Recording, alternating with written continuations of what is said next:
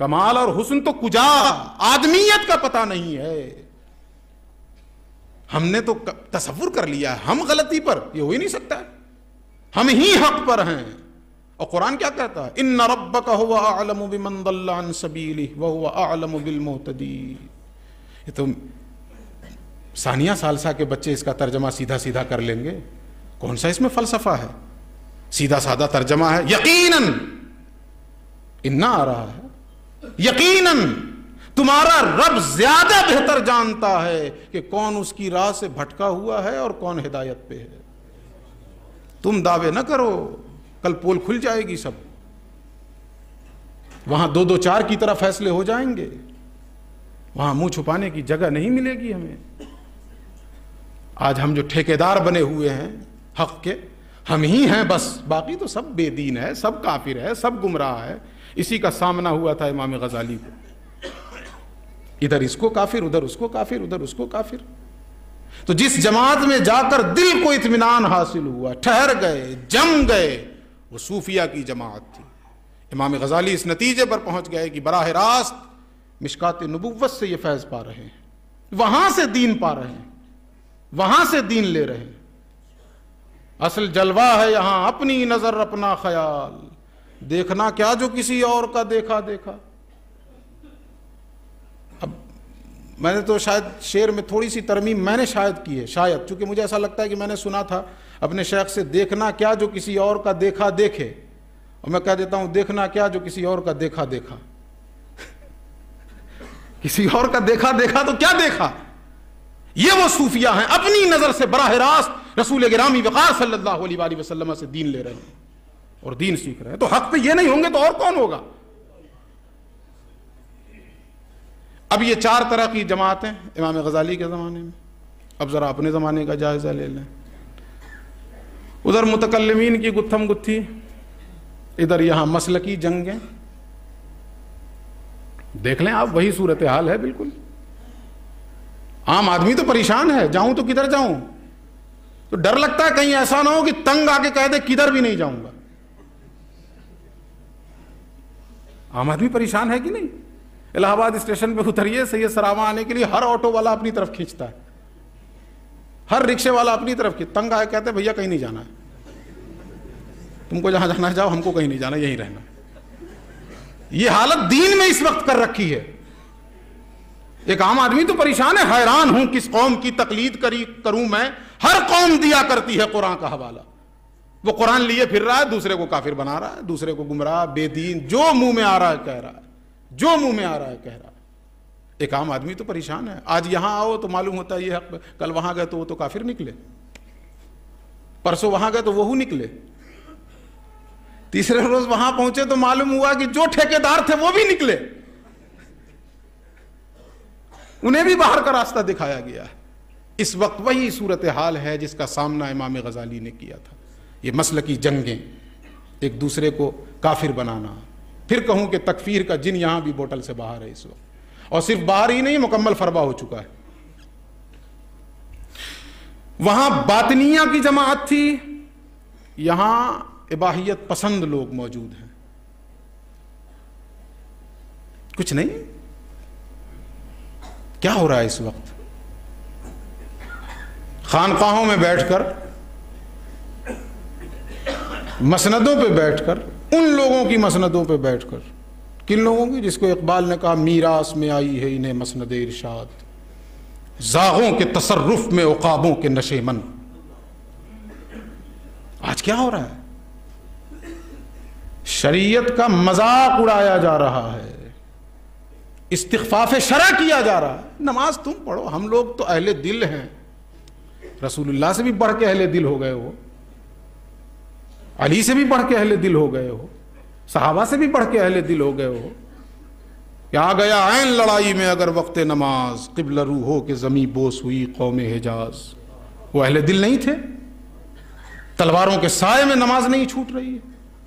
آ گیا عین لڑائی میں اگر وقت نماز، قبلہ رو ہو کہ زمیں بوس ہوئی قوم حجاز. ایک ہی صف میں کھڑے ہو گئے محمود و ایاز، نہ کوئی بندہ رہا اور نہ کوئی بندہ نواز. بندہ و صاحب و محتاج و غنی ایک ہوئے، تیری سرکار میں پہنچے تو سبھی ایک ہوئے.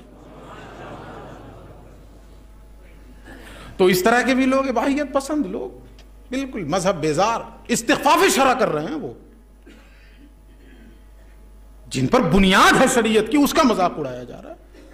ہمیں نماز سے کیا مطلب ہے، ہمیں اس سے کیا مطلب ہے، ہمیں اس سے کیا مطلب ہے. اور ایک طبقہ جو ہے وہ دنیا داروں میں بھی ہے، جو ماڈرن تعلیم یافتہ ہیں، ماڈرن کلچر سے جو مرعوب ہو گئے ہیں، جن کو اس ناگ نے ڈس لیا ہے، اس جدیدیت کے ناگ نے جنہیں ڈس لیا ہے، ان کا بھی یہی حال ہے. اسلام کیا ہے، بس ٹھیک ہے، تم کر رہے ہو، ہم نہیں کر رہے کوئی بات نہیں ہے، مر جائیں گے، ہو جائے گا ختم معاملہ، دیکھا جائے گا. تیسرا طبقہ تھا فلاسفہ کا، موجودہ زمانے میں سائنسداں، سائنٹسٹ، ان کی بھی وہی حالت ہے، اپنی عقل پہ اور سائنسی پیمانوں پر اسلام کو تول رہے ہیں. جو اسلام سے میل کر رہا ہو تسلیم، اور جو اسلام سے متصادم ہو رد.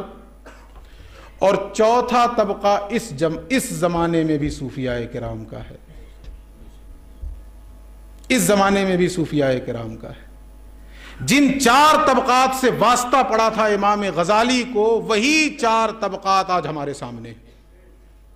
غزالی کی فکر کو عام کرنے کی ضرورت ہے تاکہ ان کی فکر کی روشنی میں کوئی غزالی کا نمائندہ ہمیں مل جائے.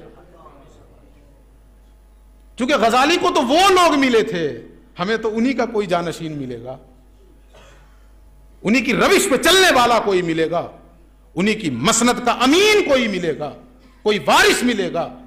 ان کی فکر کو عام کیا جائے تاکہ یہ جو تینوں طبقات ہیں جو اسلام کی جڑیں کاٹ رہے ہیں، مذہب اسلام کی جڑوں میں گرم پانی ڈالنے کی کوششیں کر رہے ہیں، ان سے ہم کھلے لفظوں میں اپنی بیزاری کا اعلان کریں اور صوفیاء کے دامن سے مضبوطی کے ساتھ وابستہ ہو جائیں، اس لیے کہ کما حقہ دین محمد الرسول اللہ سے یہی سمجھ رہے ہیں، مشکات نبوت سے یہی سرفراز ہو رہے ہیں. آج پھر سے وہ ضرورت پیش آ گئی ہے کہ غزالی کی فکر کو عام کر دیا جائے. میں آخر میں صرف ایک بات عرض کروں گا، غالباً امام غزالی کے نام سے تیسرا پروگرام تھا، تیسرا تھا یا چوتھا تھا، ہمارے استاد پروفیسر اختر الواسع صاحب تشریف لائے تھے، تو شیخ کی گفتگو کے درمیان انہوں نے فرمایا کہ حضرت بڑی محبت رکھتے ہیں ہمارے شیخ سے، ہمیں اس لیے ان سے محبت ہے کہ وہ ہمارے شیخ سے محبت رکھتے ہیں، مجھے تم سے نہیں اپنی محبت سے محبت ہے. جی مجھے تم سے نہیں اپنی محبت سے محبت ہے، تو ہمیں اس لیے محبت ہے کہ وہ میرے شیخ سے محبت رکھتے ہیں. تو انہوں نے دوران گفتگو کہا کہ حضور میں ابھی گیا تھا غزالی کے مزار پہ، اور غزالی کے مزار سے ہو کر آ رہا ہوں. تو کہا غزالی کے مزار سے ہو کر غزالی کے بازار میں آ گئے. اللہ سلامت رکھے میرے شیخ کو، ہماری عمریں دے دیں اللہ رب العزت. آج ضرورت ہے اس دین متین کو، ان جیسے صوفیاء کی ضرورت ہے. ہم جیسے لوگوں کی زندگیوں کا ہے کیا ہے؟ لائی حیات آئے خزاں لے چلی چلے، اپنی خوشی نہ آئے نہ اپنی خوشی چلے. یہ میرا شیخ جن کا جینا مرنا اسلام کی اشاعت کے لیے، جن کا جینا مرنا اقامت دین کے لیے ہے، اعلاء کلمت الحق کے لیے ہے، اور وہ حرص ان کے دلوں کے اندر پایا جاتا ہے جس حرص کی طرف اللہ نے اپنے حبیب کی شان میں اشارہ کیا، حریص علیکم بالمؤمنین رؤوف الرحیم. ہمیں فخر ہے کہ ہم ابو سعید کے غلام ہیں، اور میں فخر کے ساتھ کہتا ہوں اس غلامی پہ ہمیں ناز ہے. ساری کائنات کی دولت ایک طرف اور غلامی ابو سعید ایک طرف.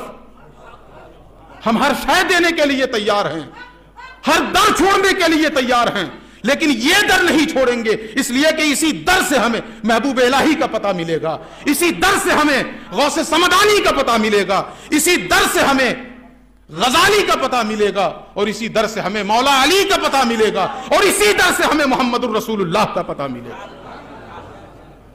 اللہ نے ہم پر بے پایا فضل و احسان فرمایا ہے، بے پایا فضل و احسان فرمایا ہے.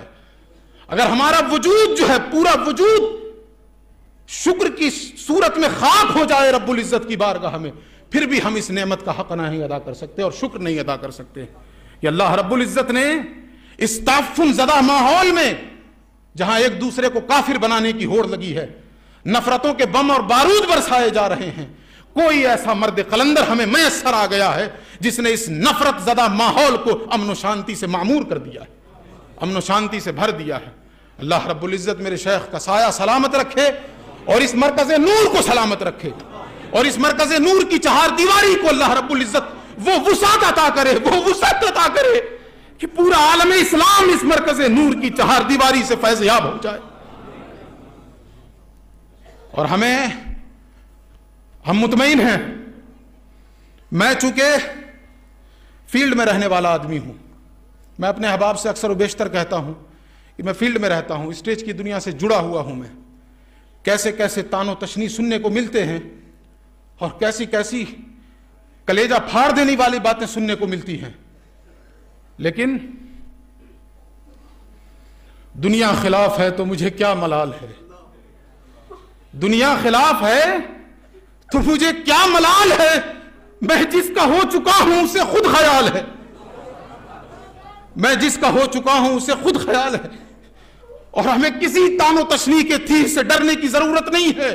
اللہ کے نبی نے فرما دیا ہے ہمارا ہاتھ اس ہستی کے دامن میں ہے جس ہستی کو نہ کسی مخالف کی مخالفت نقصان پہنچائے گی، نہ کسی عدو کی عداوت نقصان پہنچائے گی۔ اللہ مرتے دم تک ہمارے ہاتھوں میں ان کا دامن دیے رہے، یہی ہماری آرزو ہے اور یہی ہماری تمنا ہے۔ وما علینا الا البلاغ۔ السلام علیکم ورحمۃ اللہ۔